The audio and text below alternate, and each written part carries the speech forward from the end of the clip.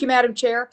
If you are okay with this, I'd like to get back to my Bureau of Sure. Prisons questions because we were so limited on our time.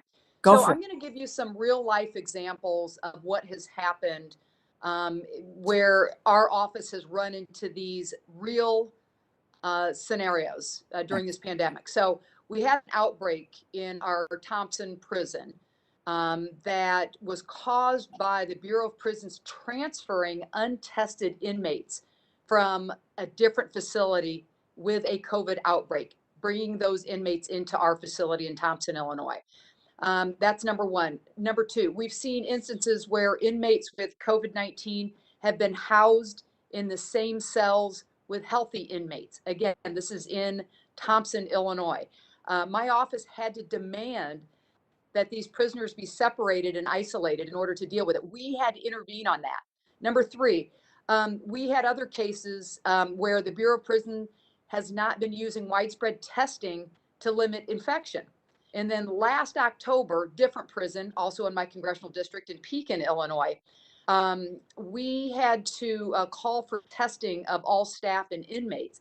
The request that came from our office followed an outbreak of at least 3 staff and 74 inmates. All right, so we made that request. So what ended up happening is they denied the request. All right, so we asked, took them a month to reply, they denied it. Then in December of last year, at the same prison, that number grows to 16 infected staff, 313 infected inmates positive with COVID-19. So we wrote Bureau of Prisons that same day asking them once again to test all staff and inmates in the prison. And once again, our request was denied. All right, so these are real life examples in our congressional district. These are just 2 prisons out of all of the prisons throughout the nation. So we see this as being out of control. They don't seem to make their staffing a prioritization. Again, I told you about a correctional officer who lost his life at the age of 42. So I get 2 questions. Do you know, is the CDC, are you guys aware that this kind of stuff is actually happening and we have these active cases right now?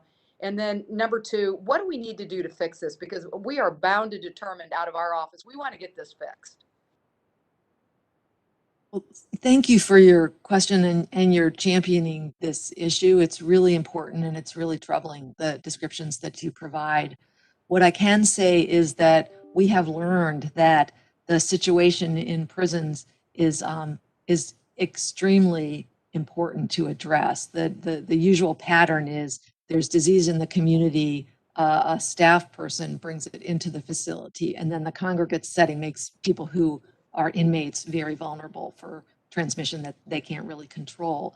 And so since the spring, where we did work very closely with some state and local health departments in investigation and response to outbreaks in prisons, really recommend testing of staff and infection control practices, very similar to what we've recommended in long-term care facilities, where again, the staff are in the community coming in and out, and the inmates or the patients in the long-term care facilities are really at the mercy of whatever the institution is doing. So what I can say is that we've been trying to update our guidance in light of the greater availability and better performance of the antigen testing for test results that you can quickly turn around and be continuously monitoring a population, usually the staff more frequently, and then a sample of others in the congregate setting. But I can commit that we'll go back and look and see to make sure that our information is getting out.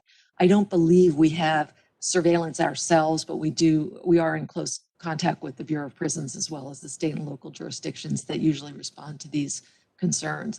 Again, if you don't control things in the community, the congregate settings are of great vulnerability, but we've seen times where amplification in that prison setting then kicks off a much bigger community problem. So we're very interdependent, and we really rely on champions like yourself to put a spotlight on this important problem. So yeah, I think an active response is very much necessary, and any oversight that you can provide, we'll continue that out of our office. But thank you very much, Doctor. With that, Madam Chair, I yield back. Thank you. Thank you. Thank you. And I'm going to